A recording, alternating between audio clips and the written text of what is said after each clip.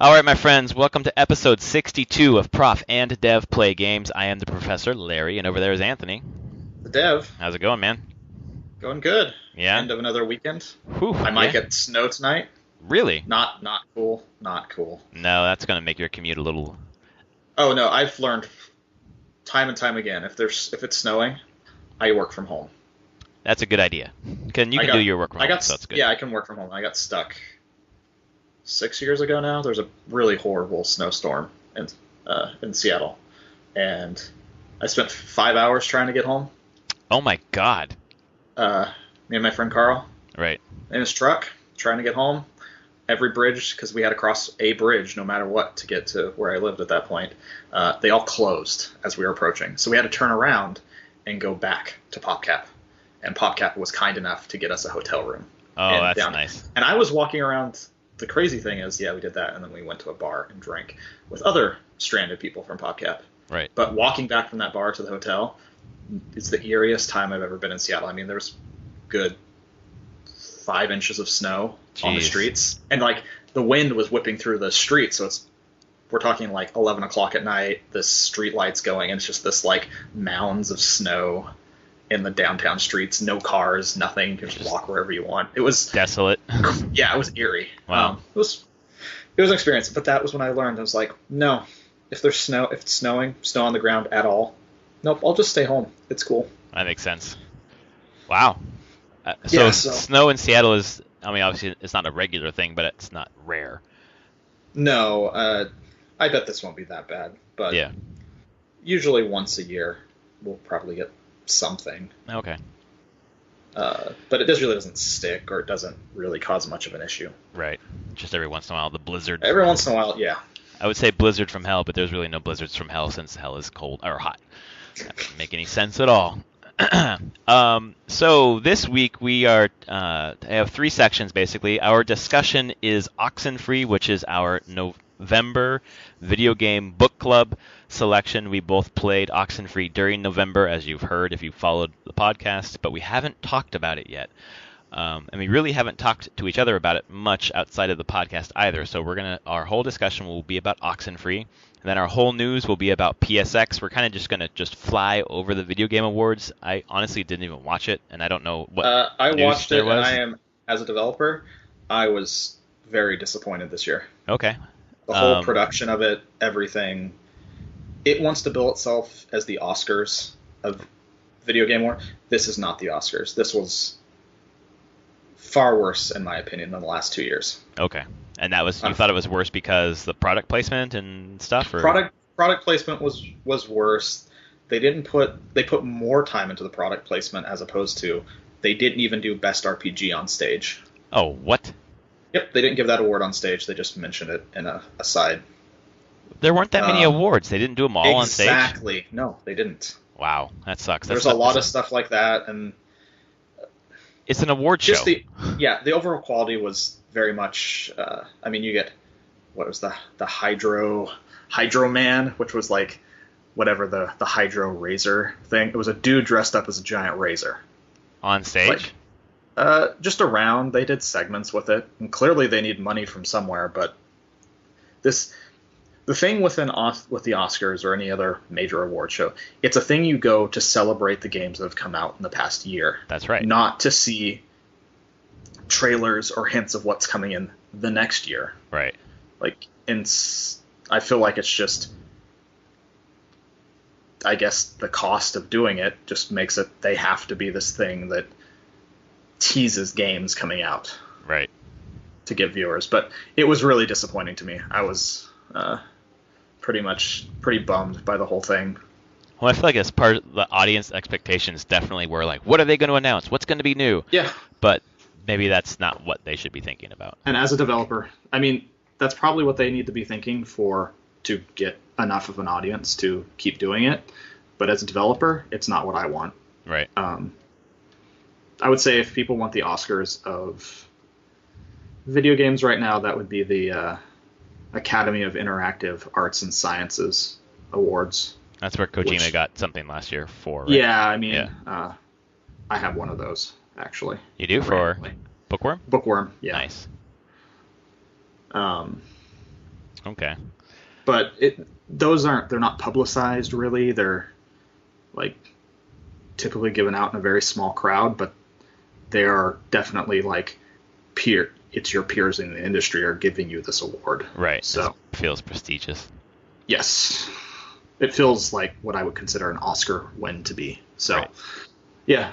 We can move on from those. Yeah. So we'll skip over the video game awards, any announcements or whatever, because I assume there wasn't much. But we're gonna spend most of our news talking about PSX because there was a ton of news, and I was actually at PSX for Saturday, so I'll talk about my experience, what I saw, what I played.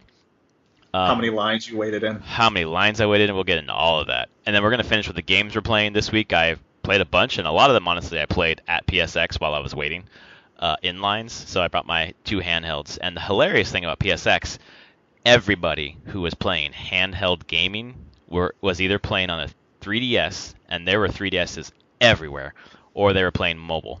I saw 2 Vitas. I had a Vita, and one guy came up to me and said, "You are the only person I've seen here playing a Vita." I'm like, "Yeah, I don't know what's going on. Everyone has a 3DS." There were 2 Vitas, so the people who keep banging the drum about how, the Vita is better than the 3DS because it has a better library and better graphics, fuck off. People at a PlayStation event were playing a 3DS. Yeah, I mean, let's be honest here. Graphics, and yeah, that might be a prestigious thing. It does not matter one bit in the overall, like, how fun a game is? Yeah, which device has the games that you want to play. And That's guess right. what? Nintendo has that one on lockdown. Oh, yeah. That their handheld is awesome. Yeah, it works. It keeps them afloat in money. Yeah, well, I like my Vita. I mean, I played my Vita while I was there. I do like my Vita. It's just, I play my 3DS way more. And I play my PS4 way more than my Wii U. So, well, anyway, we'll talk about all the games we're playing. We're going to start with the November selection for our video game book club, and it was Oxenfree. Anthony and I both played it. It was about a 3.5-hour journey for me. I played on GOG. I should check how long it took me. Your Steam stats might tell you, huh? Yeah, I still think it was probably about 5 total, max. Oh, okay. Maybe. Did you go for... So maybe around... so before we get into this, just for everybody listening, spoilers all over the place. We're going to talk about everything. So if you haven't played it yet, you can kind of fast forward to about 25 minutes or so. Well, I guess we can just start on what did we like about it? I loved the dialogue system. I did really like the dialogue system. I thought it was better than Telltale's. I thought it was more fluid.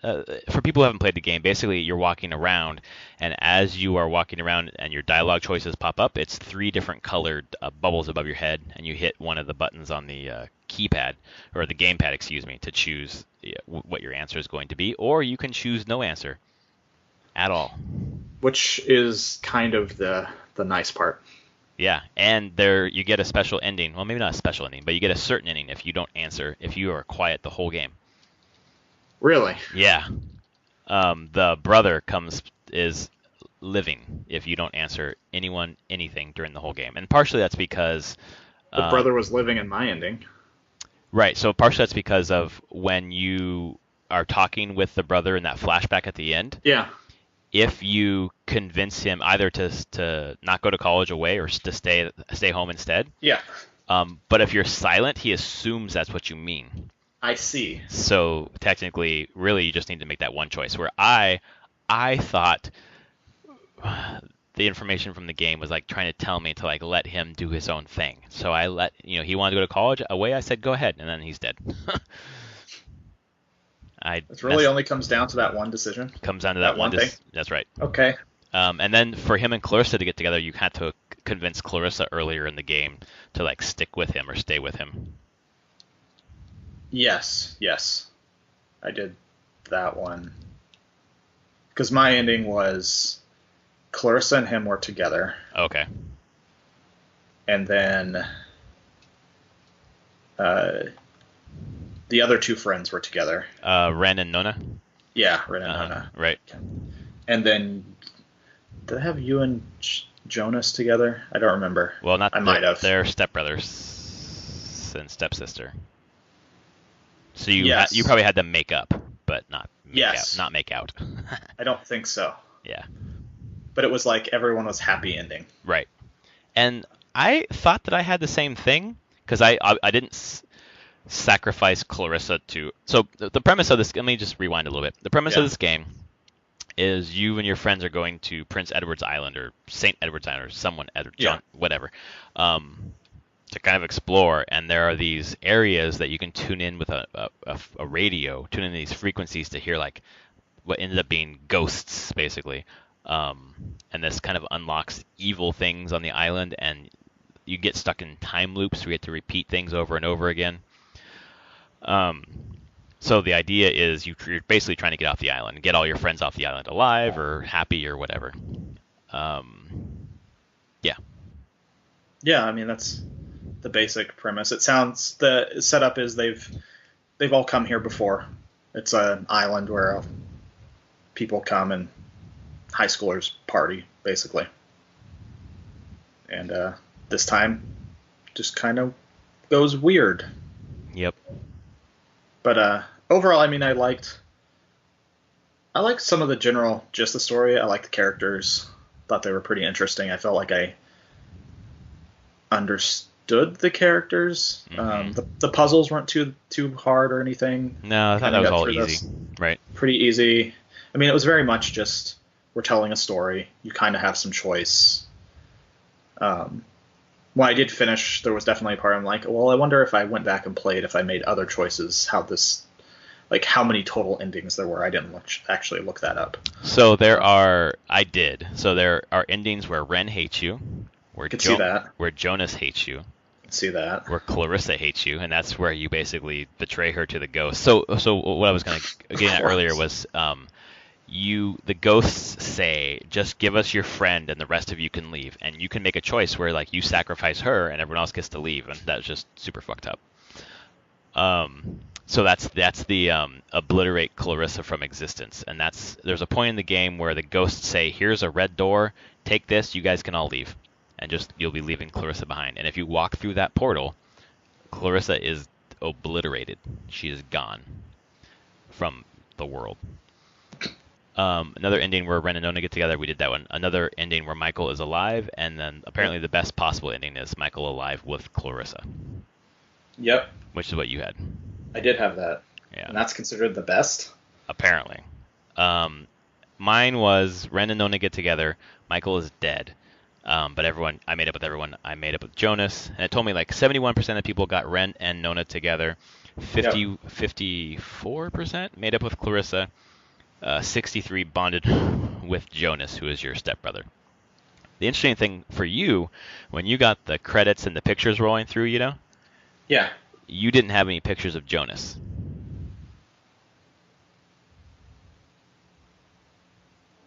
I guess I didn't. Yeah, because Jonas doesn't exist he would exist somewhere in the world. No, you're right, because it switched it out. You're like, Michael's alive now. Michael's alive, so the parents never got divorced. Whereas Jonas is in town, though. Okay, he might be in town, but he's not. It ends with the ending because you saw as the game ends. It ended on a boat going there again, and Jonas is there again, right. But he is someone that has just recently moved to town. Mm-hmm. Not stepbrother or anything like that. Right. And that's where the stories kind of got. I was like, what is going on? I was very. Yeah. But you think I should understand this? Like, I mean, the game's doing time loops and the whole thing. But then I was just like, I don't know what you're going for here, honestly. Like. Well, and the way they set up the ending of the game, like for you to like restart, do like a new game plus or whatever, is them in a time loop, like doing it all over again. So when you run through. At the end where you like look in the mirror, you find out that when you're looking in the mirror, it was you all along. Like that's looping over and over again. Yep. Which is interesting. I uninstalled it when I was done. I don't think I'm going to do another playthrough. I don't really care about collecting the letters or activating all the cairns. Oh, the walking was so long. That's why I don't play it again. That's exactly why I don't want to play it again. The pace, it took me so long to get everywhere. So slow. And then you would go the wrong direction. Yep. And you were like, damn it, I have to walk all the way back. Man, okay. I was meticulous about the map because I was like, I do not want to get lost and end up in the wrong place because this is taking I think that's why it took me only 3.5 hours because I didn't get lost because I made sure I used that damn map. Yeah. Seriously, part of the thing that kind of annoyed me with the game was that it was a short game. So they seemed to be artificially lengthening it by making you walk slowly, just like Everyone's Gone to the Rapture. It's a walking simulator, which is fine. It was a good story, but slow as fuck, man. Seriously slow. Yeah. So I mean, that was one of my first complaints. That was really shortly after I started. I was like, oh my god. Yep. This can be painful. And that's why I couldn't play it all in one sitting. Yeah. The other thing that got me was actually that whole you're in a time loop ending. I feel like this game fights itself on its tone.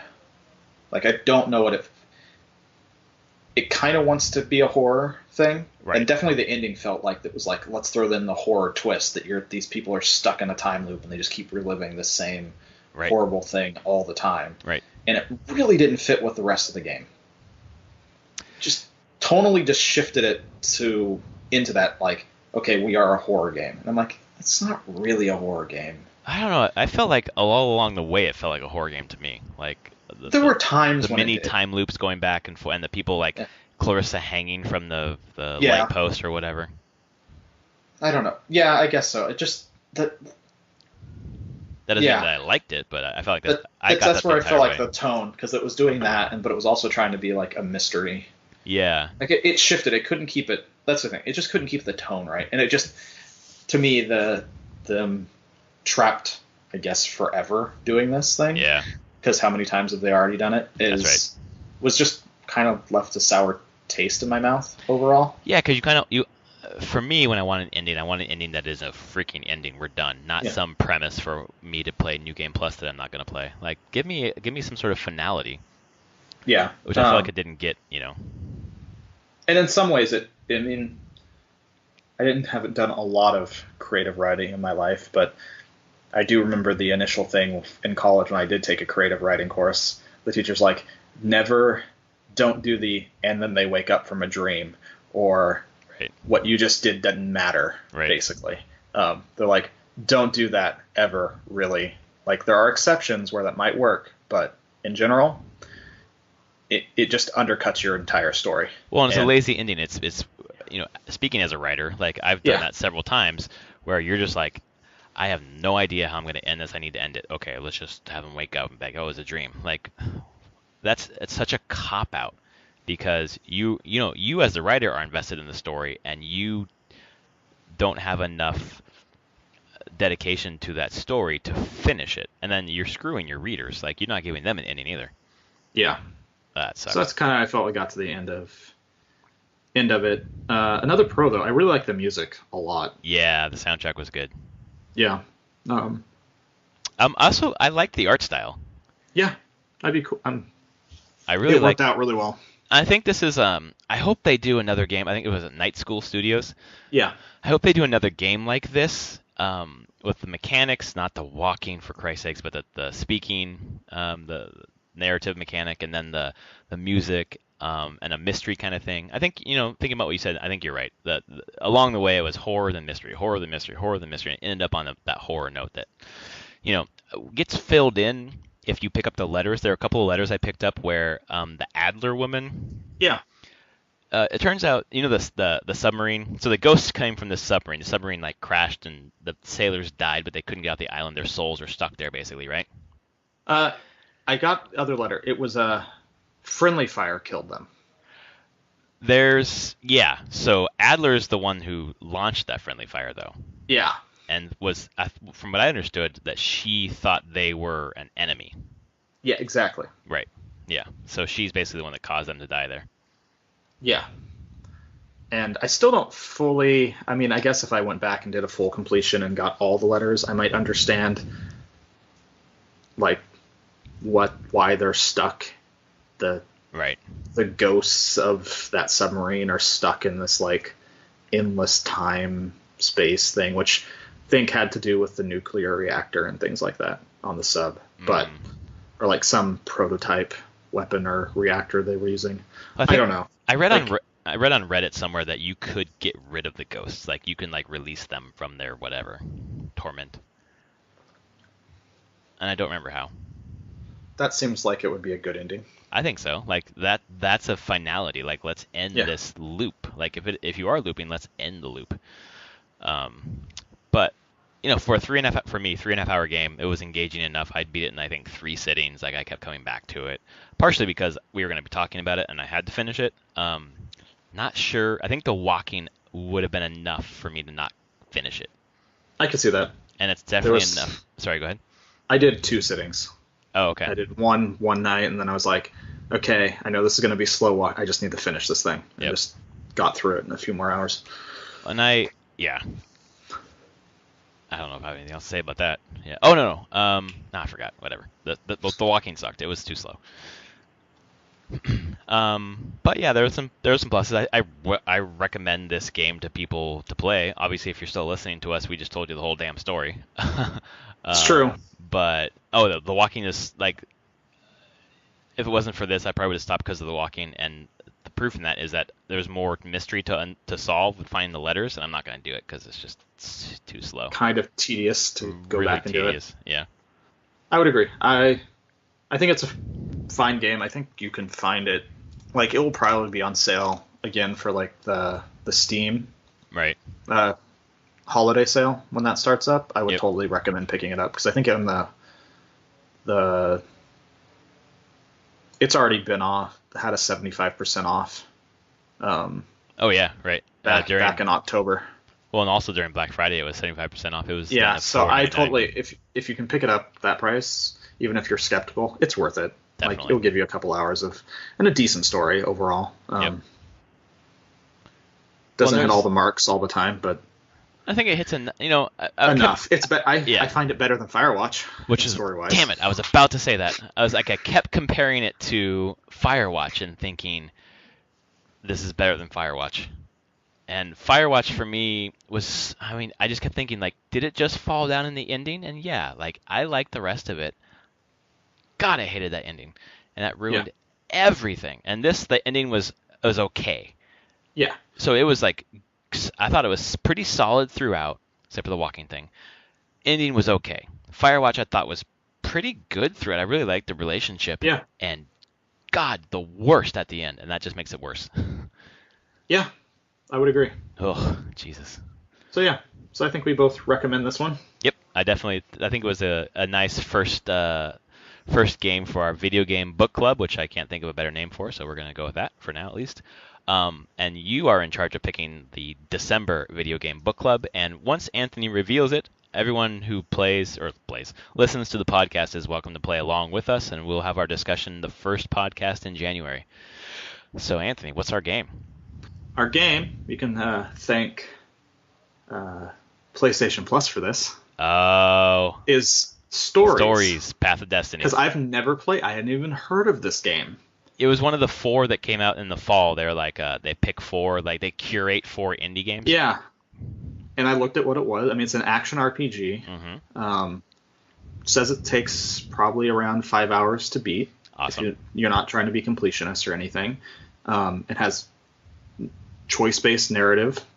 So it kind of thought I'm like, wow, why haven't I heard of this? Why haven't I played this? Right. And I figured if you're a PS Plus member, it's the game in December, so we both have it. Yep. No excuses there.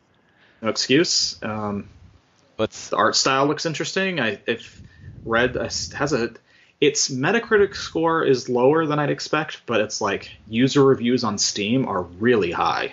And also, I'm looking at GOG right now. It's on sale in GOG right now for $10, and the user reviews are really high too.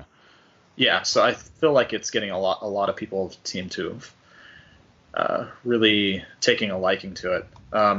Sounds like it is action RPG, mixes some Zelda, Ocarina of Time gameplay into it, and there are 24 different endings. Yeah, it did sound like maybe this is going to be a theme. Lots of endings. That's crazy. For book club. Yeah, well, it gives you a lot to talk about. Although I feel like ours kind of converged, except for you had the Brother Still Alive. Yeah, which I still don't know if that's the right choice. Going back to that. Yeah, it felt weird. That's actually was where I was like, what do you mean he's still alive? Like, yeah, that's where the ending kind of got. Because I didn't think you were rewriting the past. Right, and you were. Yeah. But so, yes, stories is my choice. Excellent. I'm looking forward to that. Really looking forward to that. What a great choice. And then we will play that through the month of December, and we'll talk about it at the beginning of January, first podcast of January, and then I will choose the next one then. We'll just go back and forth, choosing kind of a short to medium length game that we otherwise maybe wouldn't get to for a long time. So, and I think those PS Plus games are a good place to mine too, because they're kind of short, some of them. Some of them are short. I mean, the other one this month is Invisible Ink. Yeah, I was thinking that you might choose that one, but you already played that one. I've already played it. Yep. I thought I was like, man, I'm glad I have this again for console. Yeah, of course. I've already played it, so. Yep. Cool. Awesome. So, with that, we get into PSX. Oh my God, PSX. We have the Polygon article up to kind of go through everything that was announced, and their subtitle. Here's every announcement from the PlayStation Experience keynote. Subtitle: It's a lot. 40 games. 40 games in an hour. And like I said, I was there. I didn't see half of the keynote because the line, and we were away from the TVs, and it's just like you're hearing things. People were like trying to load it up on their phones to try to watch. I'll get into the clusterfuck of the logistics later. But yeah, there are tons of good stuff. The first one, so it opens up with the Uncharted thing, right? Yeah. And it follow this woman who's like kind of cowled in this hijab basically or something. This pink face covering. And definitely somewhere in the Middle East that's in not a good state. Right, exactly. And as we were in front of the TV at that time and we're watching it, and people were like, "Oh, it could be this, could be that." It's like, you guys, it's Uncharted. Like, no, it's not Uncharted because Uncharted DLC is going to be Sully and Sam or something like that. It's like, no, you guys, look at it. It's Naughty Dog. This is Uncharted. And then we moved, and I didn't see the end. I didn't know what it was till like 4 hours later. You called it.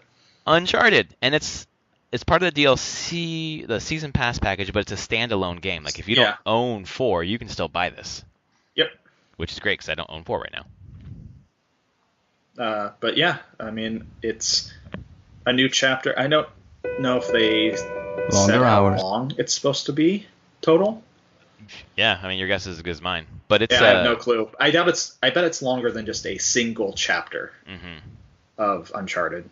I assume it's just going to tell its own contained short story. Well, and it's so smart of them to say, Nathan Drake's story is done. Like, people are like, well, how can Uncharted go on? Like, well, here's Chloe and Nadine. Like, that's pretty rad. Do you want to have other There's other characters that we've introduced. Let's talk. Let's go into their histories. Well, and the people who are like, Chloe's not in 4. Where's Chloe? Well, here you go. Yeah. Maybe Nadine kills her. That's possible. Maybe. I mean, who knows? Who the hell knows? So I'm playing. Nadine's not the nicest person, so I wouldn't put it past her. For the audience, I'm playing the. I don't know if you can hear it, but I'm playing the trailer in the background. No. Okay. No. That thing's a long trailer. It was like 8 minutes. 8 minutes, 20 seconds. Yep. And I do know. I was looking at Twitter while this was happening. Mm-hmm. Oh my God! People were losing their shit that Naughty Dog was announcing this, and not the next thing they announced. Oh, and not The Last of Us 2, which was what they ended with. Yeah. What a book. Oh, people were they're just like, "No, what are you doing, Naughty? Give us Last of Us. Come on." And they assume because of this huge thing, they're not going to show anything else. Okay, so I was... Oh, they got played so much. They did. Well, I was in front of a TV screen for the beginning of this one, and I was in front of a TV screen for the entire Last of Us 2, which I should have fucking played that game and beat it before, because obviously when you see who's in the trailer, you're like, well, spoiler alert, they both live. But I loved the trailer for The Last of Us 2, which we're kind of jumping ahead, but just having her... I mean, The Last of Us 2 is like next on this list, but it was the last thing. Yeah. Just so amazing. The guitar playing, like the coming up, and it's just like people were like, that's Ellie, and someone was like, look at those fingers, that's a dude, that's not Ellie, that's a dude. It's not a dude. And then it's Ellie, and then when Joel came into the screen, people lost their fucking minds. People were screaming and jumping and dancing. It was crazy. It was really. I really should play that game. I am 100% playing that game this month. Like I'm just going to I'm going to do it because people were just talking about how great it is, and I'm sure it is. Naughty Dog has proven themselves, obviously, in my eyes. Like I get the Naughty Dog hype because the Uncharted trilogy, or and I said with the first one, I like to think of it as a trilogy of 2, 3, and 4. There you go. It's just such an amazing story. It is. Amazing games. Like it's probably gonna be my game of the year. I haven't really sat down to think about it all yet, but yeah. Yeah, I'm really trying to think. Oh, that was the other thing I saw. So someone on Reddit put together from The Last of Us Part 2 trailer. There's a part where it shows cars rusted out on a street with grass growing on them. Right. But there's a parking sign sticking up, like a pay here to park sign. Mm-hmm. It looks exactly like Seattle's pay to park sign. Really? Like not even remote, like exactly. So colors, I'm like, is this, now people are like, is this going to be set in the Seattle area? That'd be kind of cool. Naughty Dog's based out of Santa Monica? Santa Monica. Yeah, that'd be interesting. But man, I'm playing the video right now and just like watching Ellie play the guitar, like it looks so real. It's unbelievable. Yeah. Oh, they are, Naughty Dog is at the top of their game when it comes to storytelling and visuals. And they beat everybody. Like, yeah. I think they tried to do like Uncharted as like a Tomb Raider kind of ripoff, maybe, I don't know, but it is way better than Tomb Raider, and I like Rise of the Tomb Raider a lot, and it doesn't have a candle to Uncharted 4. Yeah, I mean, that's where it started from. Like, definitely the first Uncharted game was in the vein of, like, we're going to try a game like a Tomb Raider thing. And then they did 2, and really kind of raised the bar on that genre, and how I play the newer Tomb Raiders and go, you're taking a lot from the Uncharted games now. Except for the story. Like, the story is not... Like, Rise of the Tomb Raider story is... I don't like it. Like, it's just not very interesting. There's not much to it. Which makes me wonder if that's more because they feel constrained by the Lara Croft and all the stuff that they feel like they have to do with that character. Yeah. Like, the one thing that Naughty Dog did not have is they got to just do whatever they wanted with Uncharted. Right. They're just like, let's just make our own thing. We don't have to necessarily try to adhere to anything that's been said in the past or be compared to, well, in this game, Lara was like this and whatever. Just such, like, I think about my gaming habits, and I think about this year of gaming where I've completed more games this year than I've ever completed in a calendar year in my life. Like, I think I'm at like 30 games this year, 25 to 30 games. Once I started 2, I didn't stop till I finished 4 every single night, and I never do that with one game, and I did it with 3. Like that, I mean, I think it's part of the reason why I think 4 is the best, because I didn't linger with 2 forever and ever and ever. And if you played 2 when it came out, like it must have seemed like the best game you'd ever played. Oh yeah. So. Hands down, it was incredible. So I mean, I think that was Naughty Dog's big announcements. Yeah, first bookends for the whole thing.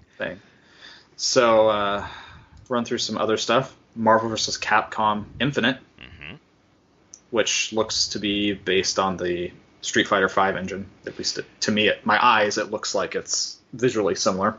Right, and some people were complaining online that they're taking away the assists mechanic and making it look more like the Street Fighter vs. Tekken mechanic. I don't know exactly what it is, but some people were upset about how the mechanics are changing.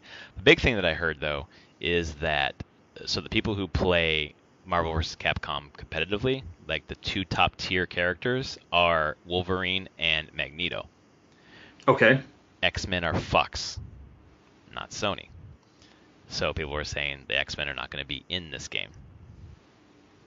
I doubt that, actually. It has a lot more to do less. One, Sony's not making this game. Right. Capcom's making this game. But you don't think it's Sony funded? No.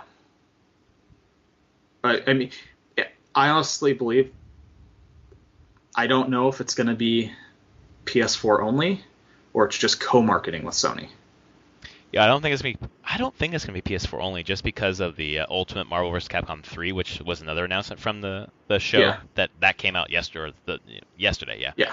So I don't think you have to. Capcom typically doesn't. Any of those third-party publishers typically don't do exclusives anymore. Well, it's rare. Street Fighter 5. Yeah. But what I was going to finish with the Marvel vs. Capcom 3 is that it's exclusive. It's timed, so it'll come to Xbox and PC in March for the. And so that's the thing. It could be timed, but Marvel. So Fox, yes, Fox owns the movie rights. Right. To the X-Men. Nothing else. Well, I think a lot of pro gamers would be really happy to hear that. So the Marvel Studios owns the rights to their the characters in any video games that they want to put them in. That's right. It's only the movies, guys. Cool. You heard it here first, folks. So yeah, I mean, there's no reason that the X-Men cannot appear in Infinite. Now, partially might also be that they're doing Iron Man and Captain Marvel. Yep. And Iron Man is probably the most well-recognized Marvel character now, honestly. Right. Way more than the X-Men. The X-Men, Fox has totally trashed that franchise. Right. And then Marvel has downplayed it in the comics as well. Right. As not as important. But Iron Man, yep. Civil War was a big movie this last year. Yep. I thought it was so cool. And then Captain Marvel is a movie coming out in a couple of years, and they definitely want to keep raising the profile of that character. Right. So, I'm like, no, these were chosen for a very specific reason. Yeah, just as why the other side is Mega Man and Ryu. Oh man, people are freaking out. It's you're yes, two really, really well-known Capcom characters. So I was away from the TV at this point, and someone saw Mega Man. They were like, Mega Man, new Mega Man game. And then it kind of went into the Marvel vs. Capcom. I'm like, oh, that's cool, but they're using X. It's great. I was like, oh, okay. People got really excited about Mega Man. They thought it was a new Mega Man game, which I was super excited. But no. No. Why would we get a new Mega Man? Oh my God, please. I mean, we have so many old ones to play anyways. It's whatever. They tried with Mighty Number 9, which crashed and burned. Yeah. Inafune. Sorry, buddy. Next thing was, and this is a game that I don't really understand, but apparently it's free right now on PlayStation, is Let It Die. I don't even understand it. It's a free-to-play Souls game. Yeah, I didn't... type thing. So I know who Suda51 is. Okay, who Grasshopper. So they did Killer 7. Basically, Killer 7, No More Heroes was another one that they did. This is probably during the time when you weren't playing a lot of games. These were Killer... No More Heroes was original Wii. Okay. And then Killer 7, Killer Number 7 was GameCube. But they make newer stuff. They make Lollipop, Chainsaw Lollipop thing. Really weird games. I could see Killer 7 was very art house. When you look at it, you're like, oh, this is the art house game. And then they just get stranger and weirder and super bizarre and self-referential and I don't know. I'm looking at this trailer right now. I'm playing it in the background. I literally have no idea what this game is. Yep. I just watched a minute-long trailer. I don't know what the point of the game is. Nope. Apparently it's free, so that's nice. It says, much like Dark Souls, you'll die a lot. Punishing games. Let it die. Spin on death. Every time you die, your death data gets uploaded to another player, and you become an enemy in their game. Okay. I'll try it out. It's free, but I literally had no idea. It's going to be very strange. That's all. But, okay. This guy is known for just super weird games. Right. So... Crash Bandicoot? Yeah, the audience, people around me were just losing their minds over Crash Bandicoot. And is this the Activision thing that they announced before, or is this yes. Oh, okay. No, this is what they announced that they were going to get to do. The Crash was going to come back, and this is it. And it's a trilogy. It's the remaster of the first of the three games. That's pretty cool for $40. Yeah, it looks really good actually. When they saw the trailer and they showed the side by side, basically wiping across, showing you what it looked like originally and what it looks like now, and it's funny because I'm like, I never really felt the Crash Bandicoot games were like great games, Right. but it was really the closest thing that Sony ever had to a mascot. Yeah. Well, and it's I saw it played live at I stood behind some guy who was playing it because there was a huge line, and I wasn't gonna stand in line to play. I don't really know Crash Bandicoot, but it looked really good. Yeah. And the trailer, like you were saying, is swiping back and forth, like what it looks like, and there's that part from the Uncharted 4 where you're running away from the ball rolling toward you or whatever, the big old rock. It looked really good. Like, it's going to be quality. And 3 games for $40 is, I mean, that's a good price too. Yeah. Like, I think they priced it. I think they priced it right where people are going to be excited. I mean, people are excited anyways, but willing to buy it. What else? You going back to Destiny for Sparrow Racing? Dude, unreal how many people lined up to play that. Like, the Destiny booth was in the middle of PSX, and it was just, as soon as I finally got in there, the first huge line I saw was for Destiny. It's like, and they're all just playing Sparrow Racing. Like, you guys are lining up to play. Okay, so you're at PSX. You're lining up for a game you've already played, and a mode in that game that you've already played. What is I was like, there has to be something else besides Sparrow Racing going on. And I stood there and watched. It was just Sparrow Racing. Like, are they paying you guys to stand in line? Like, what's happening here? There's other stuff here, like Horizon Zero Dawn, for example, that none of you have played. Like, don't you want to go stand in line for that? No, I don't care. I mean, I did Sparrow Racing before. It was shitty. Like, if I want to play a racing game, I'll play Mario Kart. Like, I'll play something else. I didn't really care for it. So, not me. Not excited. I know there's a bunch of other updates coming with Sparrow Racing, but I don't really care. Yeah, I'm out of Destiny for the time being. It's just so many other things I want to be playing right now. Oh my god. We are in, like, it's an embarrassment of riches how many games there are. It's not stopping. It's not going to stop at all. No, you've got, jobs and kids and life and like so many good games. Like Ubisoft was talking about how Watch Dogs 2 is sold less, and it's, people were saying, well, maybe it's not as good. Like, a lot of people love that game and think Watch Dogs 2 is really, really, really good, but we've had a fall with a million great games and a PS4 Pro and an Xbox One S and a PS4 Slim. Like, money and PSVR. Like, money only goes so far. Yeah,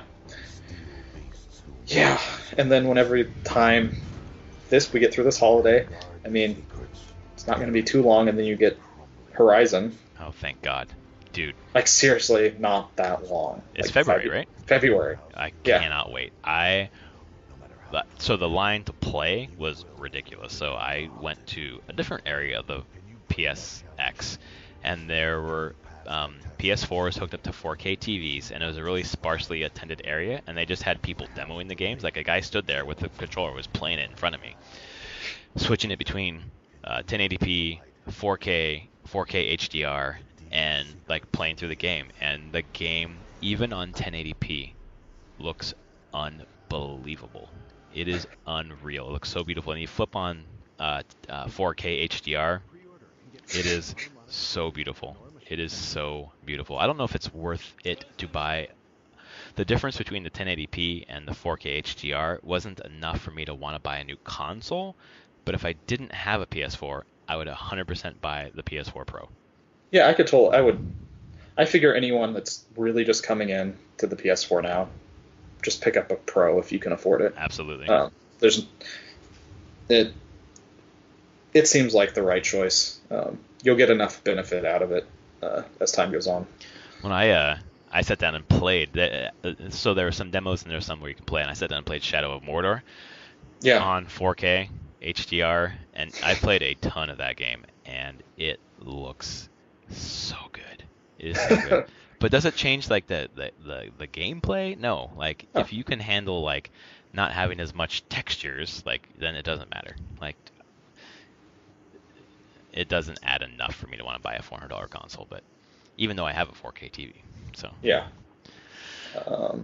Windjammers was announced. I never played that. Nope, neither did I. Wipeout is coming back with a remastered collection. Yes. People have been wanting a Wipeout for a long new Wipeout. And I mean, this isn't a new Wipeout, but I'll take a remaster. Right. I will totally take a remaster. I think it scratches the F-Zero itch. Yes, because Nintendo's not going to do another F-Zero, apparently. Knack 2 was announced. Yep. Which I thought it looked really good. I don't know, it looked fun. Oh, I'm sure it's going to look good. Yeah. Is it going to play well, though? Cerny's game, so it better look good. Yeah, it looked really good. Akuma's coming to Street Fighter V. Resident Evil 7's getting a demo. Yakuza is coming. Yakuza 6 and Yakuza Kiwami, the original game, are coming to PS4. But, anything about those games? You play those games? I have never played a single one of those games. Okay. It's like Japanese GTA, right? Is that what it is? Kind of. I think that's the best way to think about them. Yeah. Maybe eventually I'll play one. Just they've never risen to the level that I've paid much attention. Yeah. Parappa the Rappa, Loco Roco, and Patapan are coming to PS4. And I think Patapan it was a PSP game that relied on touch interface, didn't it? Or was there touch on a PSP? No, there's touch on a PSP. I think PSP still had the... Oh, I don't know, actually. Oh, it's too long ago. Yeah. Let's see, anything else here? Oh, Ni no Kuni 2. That looked so good. You get to basically just wander around a Miyazaki film. Right, that's what it looks like, exactly. Oh, it's done. It's a joint venture. Ni no Kuni was between... was a Studio Ghibli and... what is the company? Level 5? Come on. Yeah, Level 5. Oh, okay. Yeah, so the original Ni no Kuni was, Level 5 and Studio Ghibli, where Ghibli did the concepting and art design, the art direction, so that it looked like you were playing in a Miyazaki film. Wow. And that was on PS3, I believe, the original Ni no Kuni. Pretty sure that was PS3. So and people really like it. Yeah, now they've just upped it to being on the PS4, and I'm like, yep, sold. I will play this game. Yeah, I like it was like a real-time action RPG, right? Yeah. Lara Croft Go is coming to PS4. That game is rad. Like, I played that on Android, and I would play it again on PS4. God, it's so good. Danganronpa 3 is coming to PS4. Visual novel with Monokuma, the killer teddy bear. Yep. I played a little bit of that on Vita and didn't really like it that much. Oh, you get the show 17. Dude, I lost my mind when they showed... You were like the only one. I was. I was clapping and jumping. Everyone was just looking at me like I was an idiot. Like, retro mode. I went to the bar. I scanned my badge so I get my free DLC character for the show. Get like an old school character like Eckersley or I forget who else was in there. Joe Morgan maybe. But retro mode is basically like just simple pitching, simple hitting. Like there's no, you just push a button to pitch, push a button to bat. It's like Ken Griffey Jr. baseball, but in the show. Like I have the show 16. I'm not going to buy show 17, and I saw that I was like, oh my god, I'm really going to pay for retro mode. Excuse me. I was like the only one who was excited.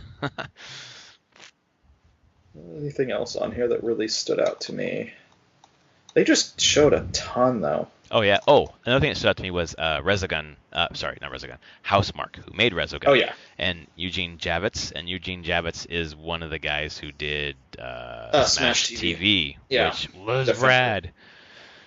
Like, that guy has such a long track record for video games. Like, Defender is, oh, man, early 80s. Mm-hmm. Talking old Atari game, arcade game, and then, Smash. Oh, my God. That Smash TV. Yeah, it seems like Housemarque is a good combination with him. Yeah, and Alienation was okay. Resogun is so good. Have you played Resogun? Yeah, I played Resogun. Oh my god, I love that game. Housemarque makes just beautiful looking games. They do, absolutely. Particles everywhere. Right. Dreadnought is like this space shooter thing. Space MOBA thing? I guess. There's a huge area where people were playing it, and it just looked like you just run your boat or your spaceship or whatever alongside someone else and shoot at them like in Assassin's Creed Black Flag or in Rogue Galaxy. Oh, right. Yeah. Not for me. Gravity Rush 2, you get to play as somebody, Raven. Yep. And then you got Nier Automata, which is a crazy. It's like a platinum game, isn't it? It's a platinum game, action RPG thing, with the character design and everything done by the same character designer who did Final Fantasy Tactics. Oh, okay. It's the art director. That's the only reason I ever knew about Automata, really, and paid attention to it was from that, because if he was doing the art and character design. And so, I mean, it has a date now, March 7th, which is cool. Yep. It's one I want to play. I just don't think I'll have the time to play it right then. I'm just... there's been several games recently by Platinum that looked exciting, and then they were not good. Yeah. Like the Turtles game, for example, Transformers. Yep. Bayonetta's good, but other than that, it's just I have a wait-and-see approach with Platinum now. So, yeah, I can understand. That's all the most of the announcements. So what did, from your side? Well, one more thing that was in there in the keynote was Vane, I think, was in there, right? And that's by was it? Yeah, it was. Yeah, it's by Pearson. I know. I just didn't know if it was in the keynote or not. I didn't get to watch the keynote. I just kind of. Oh, okay. I was in the middle of the keynote. Back.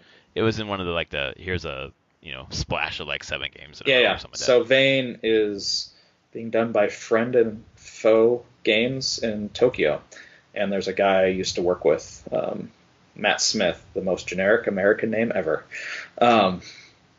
He went there a few years ago. Like, his wife is Japanese, and they moved to Tokyo. He's been working on that one for the past couple of years. I've seen some screenshots every once in a while about it that he's posted, like working on different things. But it's great that he and his team were able to get like featured by Sony.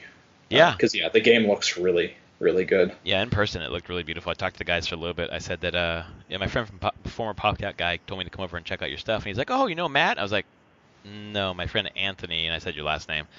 He worked with Matt. Like, "Oh, cool." And then they were just playing it, so I talked to him a little bit about it. Got my badge scanned. Nice. Yeah, I know Matt was there because I saw his posts on Facebook and Twitter. Oh, okay. But I don't know if he was at the booth much. Right. Like, he was talking about lines and everything too. Oh my god. So my experience. So let's just start with the lines.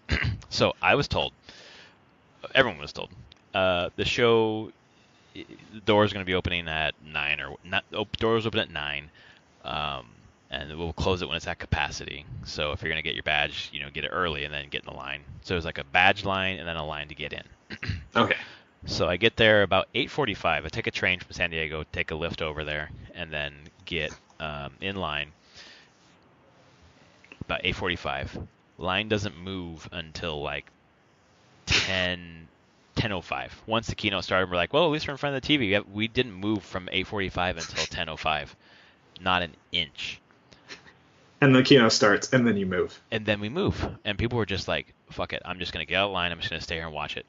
So I followed the line, eventually got my badge, and then came back out and watched the rest of the keynote, which was a mistake, because everyone else had gotten into the line to get into the building, and I didn't realize that was the line to get into the building too. So they had been letting people into the keynote, and then it stopped, but that line was still there, and you could tell people had their badges in the bags or whatever. So I watched the rest of the keynote instead, because that's what I wanted to do. And then I go get in line, and I walk for like half a mile to get to the end of the line. And then that line takes another hour and a half to get in the building. Get to the front, and I just like, what the hell happened? I asked him, I said, I was in line to get my badge at 8:45. It didn't move. I didn't get my badge until 11:30 almost, or 11. And the line didn't move for an hour. He's like, oh, because we were letting people into the keynote. Like, wait, what? Well, people who had their badges need to get into the keynote. Like, yeah, but we also need to get our badges. Well, you can't because it's the same door. I was like, it's the what? The what? So I finally get to the front. This convention center has 50 doors leading into the main hall. They're letting everyone in with one door. Yeah. So they let the people into the keynote who had their badges already into that door, which meant that we couldn't get in to get our badges because they all so there's a different door for the badges, excuse me, but when we come into our badge door and they go into the quote unquote keynote door to get into the keynote, you are crossing each other Like you couldn't Oh. get your badge if people are crossing to get into the keynote. So they had to stop the badge line to let the keynote people through. Oh. Yeah. So That then is poor planning. unbelievably poor because we could have been getting our badges and then getting in line to get into the floor. But instead they'd Yeah. stop us. They literally couldn't do two things at one time because of the way that the space was laid out. It was laid out by idiots who have never run like a big, in my view, have never run a big conference in a big space before. Man, Like, just get the people that run BlizzCon. or BlizzCon has been at that. It's at the Anaheim Convention Center. That's right. Its entire existence. Mm-hmm. And it was the year I went. It was smooth sailing, and everything I hear about now, no one really complained. They're like, they clearly know how to use that convention center for all its needed things without having people cross. And Yeah, and it's just a logistical nightmare. And you don't have people cross. You need to do multiple things at one time. Like when we run our educational conferences, like that's the first thing is flow. Like how does the flow work so people can get to the places they need to go all at the same time? yeah, Whoever ran logistics should be fired. yeah, Or reassigned and never done this again. Never do this again. Also, I think it's part of because they're moving to like different convention centers every year. Like learn from the people who, like you said, learn from people who've done it successfully. Like it was a nightmare. And yeah. there was a Kojima autograph session. The people, Okay. I mean, okay, so people during the whole time, like when we were outside waiting to get in, like Sid Schumann was on the screen saying, "Isn't everyone having a great time at PSX? Isn't this a great keynote? Isn't everyone having a great time?" And everyone outside screamed, "No!" Because we're all standing in line. Like this, we're all like, "Why are we just standing here?" But there was a Kojima autograph session. I don't remember exactly what time it was. So we're all outside, and people were really excited to see Kojima. So they get inside, they're like, "Oh, where do we go to get Kojima to get in line to get the autographs for Kojima?" Like, "Oh, you go over here to get in line," and they all go over there to get in line. And when they get there and get in line, they're like, "Why are you in line?" They're like, "Well, we want to get in line to get autographs from Kojima." And they're like, "Oh, well, you had to get tickets for that." And they're like, "Get tickets? Where do we get tickets from?" Like, "Oh, you get them here. Okay, can I have a ticket?" No, we gave out the tickets at 9:30. You gave out the tickets at 9:30 when none of us were inside. So the only people who got tickets to the Kojima autograph session were the people who had gotten in for the keynote. Everyone else had no chance, and people were livid. I'm sure. Livid. It was crazy. So yeah, lines and logistics were a nightmare for PSI. And I know cons, okay. I've been to Comic-Con several times. Comic-Con is smooth sailing compared to PSX, and Comic-Con is way larger. When I went to Comic-Con 10 years ago, it was not smooth sailing. Oh, okay. Maybe they've learned. They are at the same convention center all the time, and they have clearly learned. Right. That's a fair point. But when I went, no, it was still kind of like, I'm like, oh my god. Okay, and maybe that's the growing pains that PSX is going through because like you said, they go to different convention centers every time, so I don't know if this is something they're going to solve. Yeah, I mean, not it's like the same like team. PAX when they first started at the Washington State Convention Center in Seattle. It was a nightmare for them to figure out, like, getting your badge and swag bag pickup. And over the years, now it runs pretty smoothly. Like, they definitely direct people in a very winding path, but it all moves. And it's all very clearly marked where you should be going and how they move people around the convention center so it doesn't get in the way of other things. Right. Like, the whole thing. But, man, if they keep moving convention centers, it's going to be really hard. And to be fair, once we were inside lining up for like different games or lining up to get to the PlayStation Store, those lines were all really well managed. Like, and I think I don't think that had anything to do with PlayStation. Everyone who was managing those lines were staff who work at the convention center. Yeah. And they knew what they were doing. Like, I stood in line for like an hour and a half to 2 hours to get into the PlayStation Store to buy some T-shirts. Yeah. And I made sure to do that after I did everything else that I wanted to do. And I got some cool shirts. But anyway, a couple of games that I played Pyre, which is the next game coming from Supergiant Games, who did Transistor and Bastion. And what I played the campaign. I played for about 20 minutes. So if you don't know about Pyre, I played for a long time. There were 8 stations, and there was a short line, so I was going to stay in line. I stood in line for probably 45 minutes to play it. which I'm glad I had my Vita to play a game while I was waiting. But they let you play a good chunk. You get to know the characters, and then you get into basically it's 3-on-3 kind of competitive, like sport thing, right? Yeah, it's almost like basketball or something. You're trying to get this entity or whatever, this ball basically, into their pyre, and when you put it in their pyre, it goes toward reducing the flames of their pyre basically. So it starts at 100 points, and you have 3 characters: a really small, fast character, a medium character, and then a strong but slow character. And if you can get your strong, slow character over there to put the ball in the pyre, it reduces the pyre by like 25 points. But if you get your smallest, fastest one, it reduces it by 15 or something like that. So there's yeah. If it takes more effort, it'll get you more points. So you get down to 0, and then you move on in the campaign. So you're basically beating teams to try to get yourself out of what is in effect the underworld or hell. Purgatory or exactly right. And that part of the game is awesome. The mechanics are super smart.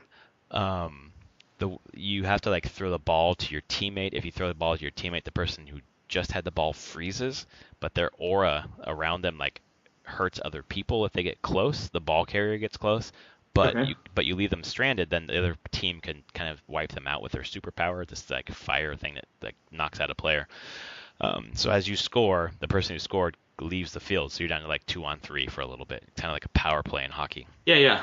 Mechanics, everything about that was fun. Like it's like competitive, like Rocket League is. Like it's 5 minutes of fun or whatever. The rest of the game is so slow and so boring. It's just basically splash screens with like hand-drawn characters and like them talking with text box on the bottom, and you have a reticule, and to advance the story you have to like get your reticule on this tiny little dot in the bottom and then click on it and it advances it, and as it's going, the text is hyperlinked, so you can put the reticule over the words to read what that like the netherworld is about, or these characters are about. But moving the reticule to get it on the spot was so hard, and this is like an alpha build or whatever. But that part, even if that was perfect with the reticule, that part was just so slow and boring. That's too bad. The writing wasn't that good, and it was just like, this is lame. Like, let's get to the actual play. So then there was a media guy behind me, and he's talking to them at the booth, and he's like, so, I work for whatever website, and I want to play, obviously. But in the meantime, let me ask you a couple questions. First question, I really like to ask people, like, what's your hook? What's the hook of the game? And he said, we don't really like to think, none of our games really have hooks, like Bastion or Transistor didn't really have any hooks. So, it's just, we like the game to speak for itself. And I understand that, but the hook of this game is the 3-on-3 sport tournament thing. Yeah. Like, that's what people are going to play this game for. There is a hook here. Like, it's not like the story narrative based game like Transistor or Bastion or whatever. Yeah. So I found it interesting that he couldn't really articulate what I could tell from standing there was the hook of the game, and what everybody was talking about. Like, everyone loved that part. And there was, to the side of us, there was another 8 module thing for people to play 3-on-3 competitive multiplayer. And nice. it was enthusiastic. There was so much energy. People loved it. It's really cool. That's going to be the fun part. The story, the campaign, if you can get past the slow part, or if they can speed it up, it just felt to me like, okay. So in order for you to play a 5-minute match at Rocket League, we're going to make you go through 20 minutes of the Banner Saga, people talking to each other. Like, that is a terrible... That just doesn't really feel right either for the games that they've done before. Either. No, it doesn't. It doesn't match what they've done before, and it's tonally, it doesn't match the game that they're producing. Yeah. And it just kept grating on me. Like, I don't know if I'm going to play the campaign. Like, I'm going to do the multiplayer. That looks fun, but ugh. Yeah. So it was Pyre. I also played For Honor, which is by Ubisoft, coming out in February, which is basically like a medieval... It's almost like a Dynasty Warriors, but it's such a bizarre game. It's way more Vikings complex. Versus Samurai versus Crusaders, basically. That's exactly right. And you have them on the same team. Like, we were playing a multiplayer defender mode, whereas 4 of us versus 4 of them. We had our headphones with our mics and everything. And our job was to... basically defend our turf. And their team was basically a control point thing, right? A, B, and C. And there are peons that you can attack, and they're also heroes. Like, there are 4 heroes on your side, 4 heroes on theirs. And, I stood in line for about an hour to play the game, because I really wanted to check this game out. So I think it's fair to think of it as Dynasty Warriors, but with like much more complex mechanics. Like the Yeah. way that you block, like you block up to the left or to the right, and you have to change with the right joystick or the right thumbstick where you're going to block from. And then you get points for killing the peons, holding territory in this mode, and for killing the quote-unquote heroes. Every game that we saw was really lopsided. It was like you have to get to 1,000 points, and then that's when one army starts to break. If you get to 1,000 points first, your opposing army breaks, and then you have to like kill the heroes, and then it's done. Well, our game was 1,000 points to 1,000 points. Both of our armies broke at the same time and became deathmatch trying to kill the other people. And I got killed, unfortunately.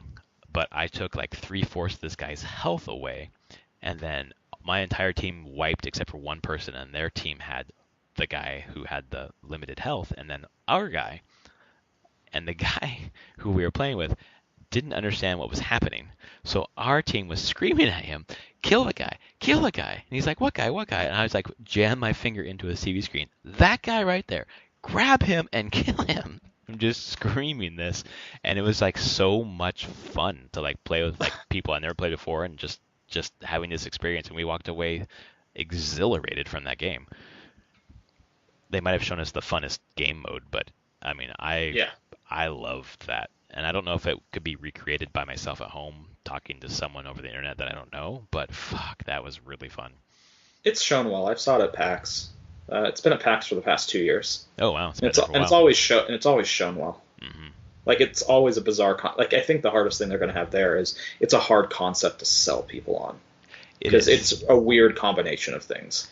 And I don't think it's something you can jump into quickly. Like we had to do a whole tutorial mode first. Yeah. And there's a lot of mechanics, but once you get them, like it's not an easy to learn, hard to master. It's like a hard to learn, hard to master. Basically, yeah, but maybe like medium to learn, hard to master. Yeah.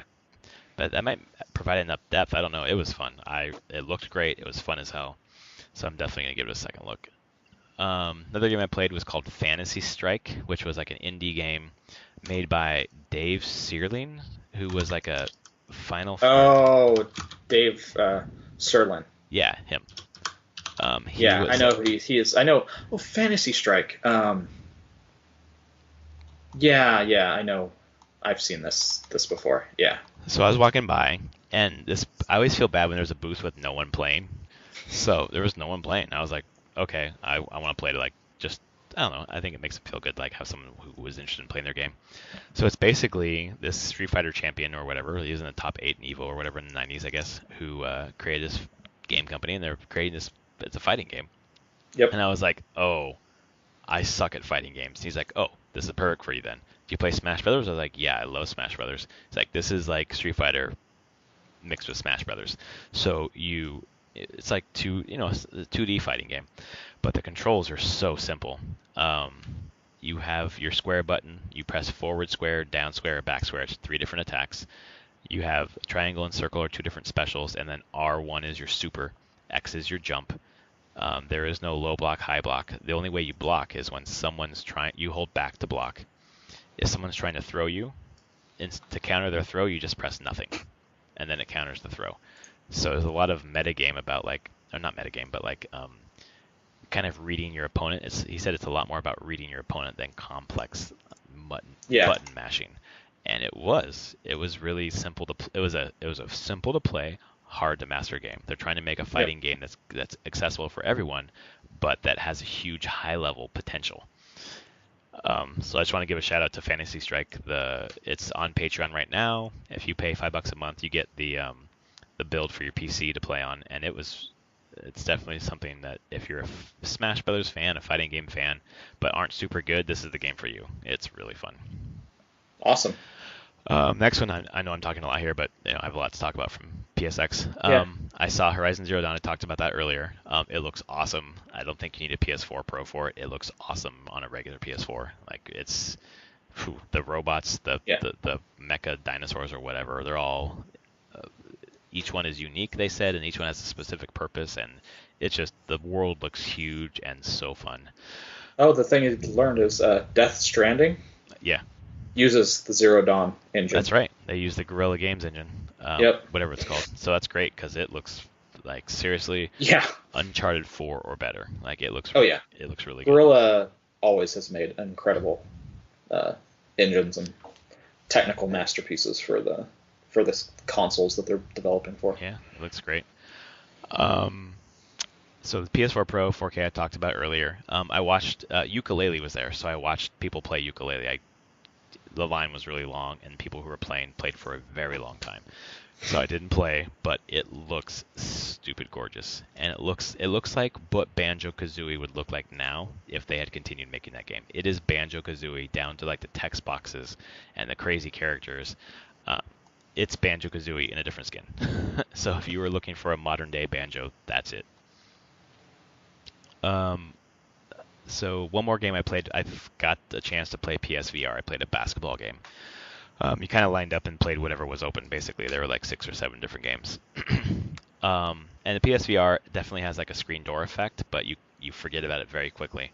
And it's just as good as what I played the Vive at your house. Or not Vive, the Rift. Maybe even a little, maybe about the same actually. Or a little bit better. I felt the screen door effect was a little less than on the DK2 that I played at your place. Yeah. Yeah, I mean, it's just surreal to play. Like, you know, I played for about 15 minutes, and when I took it off, I was like, wait a second, where am I? Yeah. I was not even there. It was crazy. At PSX, I really liked the badge swiping system, where every time you went to a booth, they scanned your badge, and then you kept earning rewards for the more places you went. And some places, if you went to play their game and just swiped your badge, they gave you free games. Like I got Headlander for free, I got Day of the Tentacle for free, and I got Mother Russia Bleeds for free. I got a bunch of PS4 themes for free. I got some swag for the show 16 for free. I got entered into a couple raffles for different prizes. All for just playing. All for just going playing. by the booths. Yep, and I took a picture in the Iron Throne, which was rad.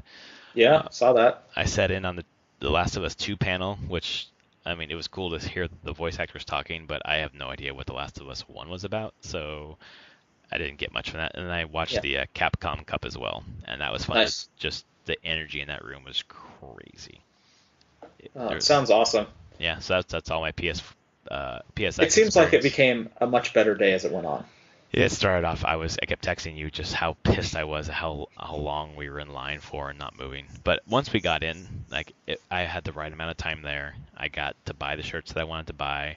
I got to play the games I wanted to play. I got a bunch of free stuff I wasn't even expecting. Like, it was well worth my time. It was super fun. I don't know if I would do it again, because I think the keynote's the funnest part, honestly. Although, like, playing on the floor is fun, but you kind of have to wait like an hour and a half to play for like 10, 20 minutes, so which is like any conference. But it was well worth going once.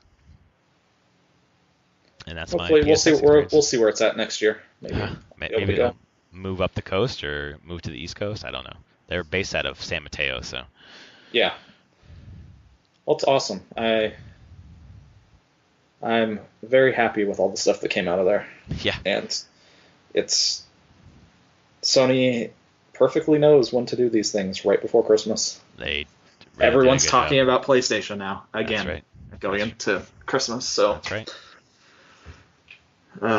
We'll see. We'll see if Microsoft has anything that they want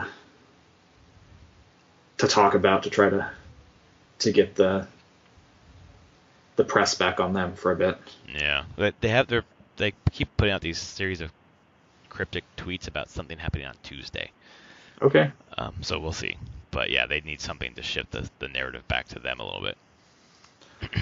But yeah. So you were there, but what games did you get to play while this week and waiting in line?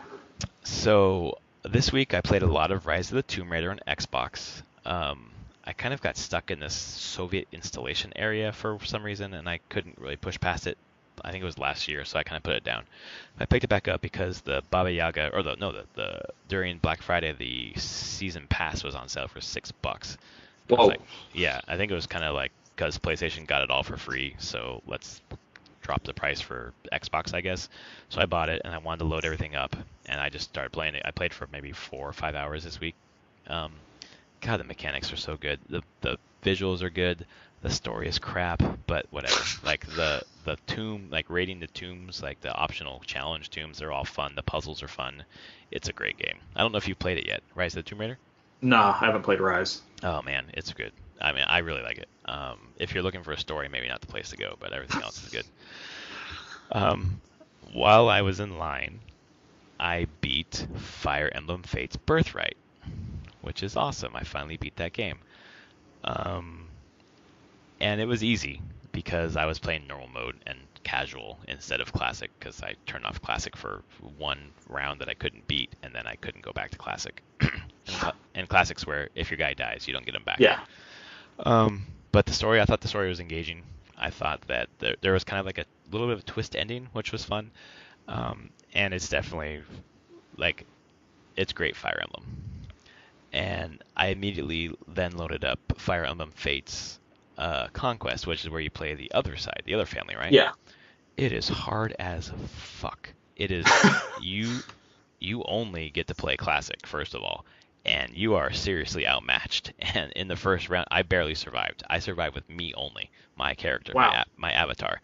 So when I got to the next round, I had nobody. It was me. In the next battle, it was me against like 12 or 15 people, and I'm like, okay, I have to reset this. But it's really cool to play again with the other family to see like who your allies were in the first game and now your enemies, and who's with you, and it's a rad game. While I was in line, I also played Actual Sunlight, which was a PS Plus title for Vita a couple months ago. Yeah, I have never heard of this thing. Okay, so basically this is a guy who has depression, and he was kind of working through his depression, or wanted to create some art about his depression. So it's a game made in Unity that's like the adventure. It's almost like a RPG Maker kind of game. Okay. So there's a little bit of pixel art, but a lot of it's just white text on a black screen. So you kind of navigate the world, and then it opens up more story, and you read the story basically. So it was almost like a novel or a short story almost, with interspersed with a little bit of gameplay. And it was like a 2-hour game, so I beat it while I was in line. I don't think I'd recommend it to anybody. I think that the writer was trying to go for like depth and like feeling about depression and talking through it, and it just didn't come through for me personally. But the trophies are freaking easy. Like, I racked up so many trophies really quickly, which was nice, and it made me think. This is maybe the second or third time recently where I finished a game and thought I could write something better than this, and it makes me like want to figure out how I can like a 1 or 2 hour game or something, like how I could get involved in writing something, because I feel like if you look at a piece of art and say I could do something better than that, or at least I can do something as good as that, maybe we should try. I don't know. I agree. After that, I played Persona 4 Golden. On the Vita, which is, people were going apeshit over Persona 5 at PSX. So I loaded it up. I played it for about an hour and a half and didn't really get it, and because I was in line for an hour and a half waiting to buy my shirts, I played for another hour and a half, and I finally got it. Like, I got to the point where you get your Persona power and start fighting battles, as opposed to running around talking about TVs that have weird images on them, which was what most of the game was. Have you played Persona 4? I have not. Okay, so I finally got it, and it's fun. I'm going to keep trying. Okay. Last one, Mass Effect 3. I was talking last week about when your internet died. Thanks, Comcast. Yep.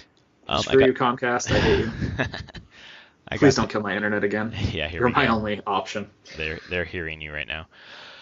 I got the ending where I sacrificed Shepard to save everybody. Sacrificed Shepard. Yep. She took over the Reapers and kind of rebuilt things a little bit. Yes. That was my ending, and it felt so germane to my Shepard, and it made sense. And I went back and tried to get the other ending. First of all, I went back and shot the boy in the head, and that didn't work. Oh, it didn't for you? Oh, I shot the boy in the head, and he killed me and killed everybody. Oh, right. That didn't and then work. You got the ending where it's like a box in the ground, Yes. sending out a radio message, the most depressing ending ever. That was the ending. Yep. It was Liara talking. Yeah. And I was like, what? Maybe this time we'll do better. Yep. That was like, I felt so depressed. I'm like, thank God this wasn't my first ending. And then I did the other ending where I destroyed the machine or whatever, and that was also not a great ending. But I couldn't choose the middle path. It wasn't open to me. No, I don't remember what you needed to do the middle. Because that's the one I did, green. Yeah, exactly. It was like the balanced. Yeah. And I didn't have that option. So I felt like for my canon ending was Shepard sacrificing herself, taking over the Reapers, and it was good. I liked it. Yeah. No, the green one was the symbiosis. Yes, exactly. Like ending. I'm trying to remember how that. I mean, still everything mostly gets destroyed. Like this is again, I haven't done it. Never did it with the DLC that actually expanded the ending. But like, it cuts to. Who was it on the planet? It was Joker and the AI. Oh yeah, Edie. And because they're now basically both. It's symbiosis. They're both living and machine. Right. And they're crash landed on a planet. Yeah. Far, far away. That's kind of a cool ending. Yeah, it was weird. It was interesting, and then like, I mean, Shepard's gone at that, also sacrificed. Right. I don't know. When we go back to the endings of that, like, I really should play the ending again just so I can get the extended ending. That would probably help a lot because, man, was so much missed when they first put that game out. You're like, okay, there's this big battle going on. No, what happened? The relays are all destroyed. Well, okay, did everyone die? I don't know what's happening with all the races or anything, or yeah, there was a lot left unexplained for the first. I don't know if I know either. Really, I thought they expanded that so you at least knew that like the symbiosis ending, like all the Mass Effect relays were destroyed. It's like, well, what happens to the Turian fleet? They're there. They didn't die in my ending. I know that, so that they just get stuck in where the final battle was taking place. I don't know if I had an extended ending then. I don't know. Because I downloaded just the original game from Origin. I didn't have any DLC attached to this game. Oh, interesting. I don't know if it was added in or if it was a DLC you had to right. separately download. It's free, I know that, but it may have actually been DLC. Huh. So I don't know. I found it lackluster of an ending, but not terrible. I just thought it was okay. Yeah. They didn't stick the landing. That's for sure. No, but for me, it was about the journey more than the destination for that game, just because there was so much good stuff in the journey. Yeah. Like this year, like the Uncharted trilogy, most of Halo, all of Mass Effect, like Batman. Oh, not Batman. Something else. Anyway, just a lot of good stuff this year. Oh, I agree. But you've been playing a couple things. I have. So continuing playing Pokemon Moon. That game kicks my ass. Holy shit. Like, it's difficult. Truly difficult as you start getting longer. So now, like, most of my time playing it is on my commute now, and I'm actually just spending a lot of time grinding and trying to capture the right Pokemon so I can kind of create a more balanced team. Mm-hmm. Like, there's a part of me in this game, like, I see why it can be an obsession, because the actual, like, creation of, like, the team that you want takes a lot of work. Right. This is not. I can see how kids get obsessed with this. It's similar to like Minecraft. Whenever it takes so much effort to build up in Minecraft and create the thing that you want, I see similar through lines on how you would collect everything in Pokemon and build a team, right. And it's not just getting the Pokemon right and the right evolutions. It's getting the right powers on them, because each one can have 4 different powers to use during combat. Right. And those can switch as they level up. Like, they can learn new things. So, and there's optimal power sets to put on them. So that takes time to get those on there. So there's just like layers of perfection to work towards.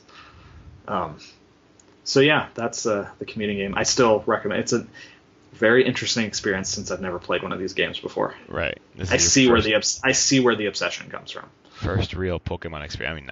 I mean, not that Pokemon Go wasn't real, but I wouldn't call it a traditional Pokemon experience. Yeah, that's right. That's a better way to say it. And then the other game I've been playing, and I wasn't expecting to get because of some unexpected finances coming up with pets, but looking at budget, we're like, and getting the Prime discount made it easier. Realizing, yep, picking up Final Fantasy 15. Nice. And after watching a couple days of streamers playing it, a couple, Lobos Jr. is the guy that I watch play. He does a lot of Souls stuff, but he's also really into some Final Fantasy games, and he'll stream those every once in a while. So he's doing 15, and he played it. Wanted to see first if he would come back to it, which he did, and then he kind of got obsessed playing with it, and I was like, yeah, this game looks really fun, actually. Right. And so I got it Friday night is when it came in, and yeah, I'm having a blast with it. Just, it's the bro trip. Yep. Or at least you think it's the bro trip. I'm not going to say it's a twist or anything, but the chapter 1 is very much a prologue. Chapter 2 is where you're like, oh, this is what the story is actually about. Oh, okay. And there is some twists that happen immediately after a few hours of game. You're like, okay. So would you say that this is much different? This is different than what I thought it was going to be. So the story is engaging, like on a story. It became very compelling after that first chapter. Like the first chapter is actually nice. So I felt like Final Fantasy 13. I really didn't like it, but one of the main reasons was it just dropped you in and you had no context for anything going on. Mm-hmm. Like, it was so confusing. I didn't know who the characters were. I didn't know how they were connected or what these titles were or why they're doing what they're doing. And supposedly that gets better after, 20 hours. But it's really hard to drop someone into a story like that for that long. Right. 15 goes the complete opposite direction of, let's just drop you into a very small event for Noctis, the main character, and start building the world up around that small event, piece by piece, so you can just understand the world he's living in and the people around him, and let you sit with those characters and that story for at least a couple hours before revealing more to you about the real state of everything going on and what the main thrust of the story is going to be, which helped a lot.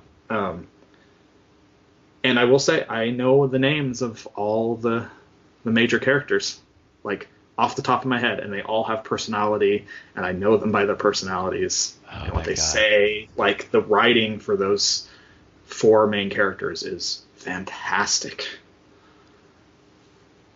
That's good to hear, because I cannot believe I forgot to put the other game that I spent like 4 hours on this week. Final Fantasy VII. I put 4 hours into Final Fantasy VII, and it's really good. Yeah. I really like it, which is surprising as hell to me because I used to watch our friend Travis play that game, and it just bored the hell out of me. And it helps with like the speed boost or whatever else. Yeah. But I was thinking, like, this is so fun. Like, maybe I would like Final Fantasy 15 because people are buzzing about the story, but I don't, how I play, so I don't know if I would be interested in the story. But it sounds like if the 4 character, like, I love games where you're going, like Uncharted 4, where you're exploring with other characters in the game and you get to like interact with them. And yes, these people are always with you, and you get to interact with them, and they interact with you, and they talk to you, and you have all sorts of passive conversations while you're just running around, and they all have their just personalities. Like, God, Prompto, he's the youngest in the bunch. He's also a photographer. Mm-hmm. That's his thing. He takes lots of pictures. Whenever you rest at night, you go to bed at night or find some place to camp. That's when you actually level up and earn your experience. It gets pooled during the day as you're doing things, and at night, then you finally earn it and level up. But he always shows you between like 8 and 12 pictures he's taken during the day. Every day? Every day. Every time you do this. And you kind of just look at what you've done during the day. Some of them are staged.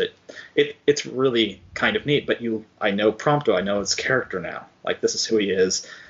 And he wants to take photographs, and sometimes he gives you quests to, like, hey, as we're driving along in the car, he's like, stop here, let's go get a photograph at this lookout of us. And you just learn about him. And he loves chocobos. Oh, my God. he absolutely is obsessed with chocobos. And are the same? Just are the pictures the same for everyone? Like your picture's the same as mine? No.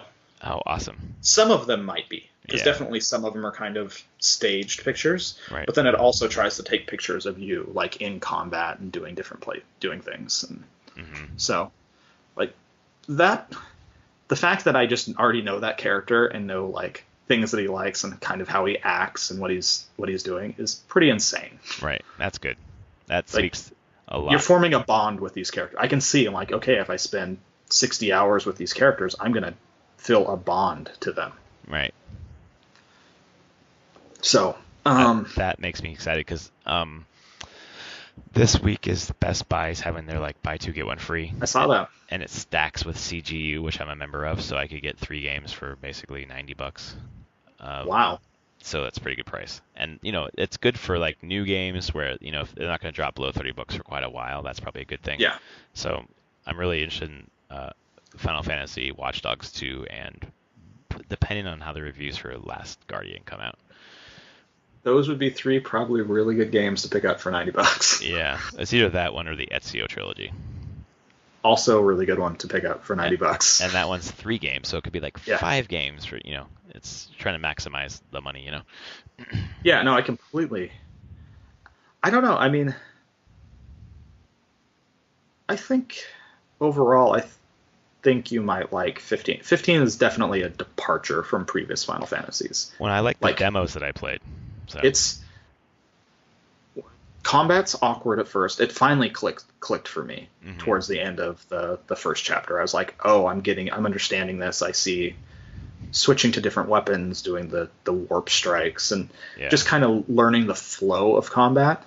And it's an action combat, and camera sometimes gets into really awful places. But I feel like I'm absolutely crushing in combat now. Nice. Like I feel like I have really good control over when I should be attacking, when I should be dodging back, and doing weird combos with your teammates. Yeah. So. It's different. It's a departure. The game is totally a departure, though, from previous Final Fantasies. That's maybe a good thing for new people coming into this series. Yeah. I mean, even the starting logo, like before the Square Enix logo, before like anything, it's a Final Fantasy for what is it? First timers and fans. Nice. Like that's the first thing you see on screen when you boot this game up. That's cool. Yeah, and the reviews look really, really good. Yeah, I'm kind of shocked. I have not spoiled on any story stuff. So even the streamer I was watching, he wasn't focusing on story. I think when I really started tuning in, he was in like chapter 3, but he was only doing side. He was just going on hunts, is what they're called. You can get them at any kind of outpost, and it's just like you select one. And it's like there's a monster or a group of monsters in this area. Go fight them, collect the stuff, come back. So he was just focusing on doing that. So it just gave me a way to just look at it and see like, well, what's the general flow of the game? Does it look interesting? And I was sold. Awesome. Well, and I'm glad you were able my other 2 business partners were also very sold too. So you're all 3 playing together? Yes. Nice. Well, so yeah. I'm glad that you were able to get it. I think it's sold 5. Square put out that it sold 5 million copies. Yeah, I was wondering if that was sold through the consumers or sold through the stores. I don't know. I have a feeling it's probably going to be, even if it's sold to stores, it's probably going to be sold to consumers overall. Well, I mean, it was sold out at Target. I know that in my area. Like I originally was like, because Target had a sale on it in store, and I was like, oh, I'll just go pick it up from Target whenever on my way home, commuting, and it was sold out in all the Targets around Seattle. Well, and like I said during Black Friday, Xbox or Microsoft.com had it for $35. And I tried to do the Best Buy thing online, and it sold out online for PS4. Xbox One was in stock, but I want it for PS4. Yeah. So, I think its sales numbers are going to be pretty high. Yeah, and it might be the first Final Fantasy I buy new. So that's fun. But I really enjoyed the demos, and I trust you in terms of the story, and I've obviously played it through the demos, and seen a lot of people, and it just looks like something I'd probably have fun with. Yeah. And it looks like the story is not so long that I wouldn't be able to finish it. I think it's like a 30-hour game. Something like that. I don't know. mean, just straight mainlining the story. I mean. Yeah. Yeah. I think that's what people have been saying, and they've said that it's very open world for the first half. And then it gets 2/3, very linear. And then it gets very linear. Right. And then you beat the main story, and then it just puts you back out into the open world again. Mm-hmm. But there's a ton of stuff you can't do in the open world until you beat the game. That's cool. That's like there's in-game content. tons of hidden dungeons, like special dungeons you can't go to until you beat the game. Right. You can get your car to fly, like actually be an airship. Uh-huh. You can't do that until you beat the game. Oh wow. Like I was like looking and I'm like, man, it just sounds like beating the game is just the first step into a much larger game. Right. A lot of replay value then. Yeah. I'm very interested to see how that goes. Awesome. But we'll see. Once we're done recording tonight, I'll probably play a little bit more. Nice. Well, speaking of being done, we should probably wrap up. It's been a pretty long episode because we had so much to talk about. I really appreciate your perspective on Oxenfree and everything we saw at PSX. And man, we played a lot of good games this week. Yes, I agree. Whew, what a great year for games. I cannot wait for our Game of the Year discussion. There's a lot of good stuff to talk about. There is, and I got to put more into Final Fantasy 15. I got to know where this is going to land. Right. Yeah, hopefully I can get a couple of the final games from Best Buy and do my last little run through. I've given up on Doom. That's not going to be. It didn't capture me. I'm just tired of shooters. I can understand that. Yeah, so we'll see. But anyway, this has been episode 62 of Prof and Dev Plays Games. Prof and Dev Play Games. Excuse me. I should get the name of our show right. I'm at Prof Plays Games, and Anthony's at Summer Speak, and we will be back next week to talk about the inevitable more news that come out. So until then, thanks so much for spending time with us tonight. Thanks, everyone. And we'll see you next week. Later.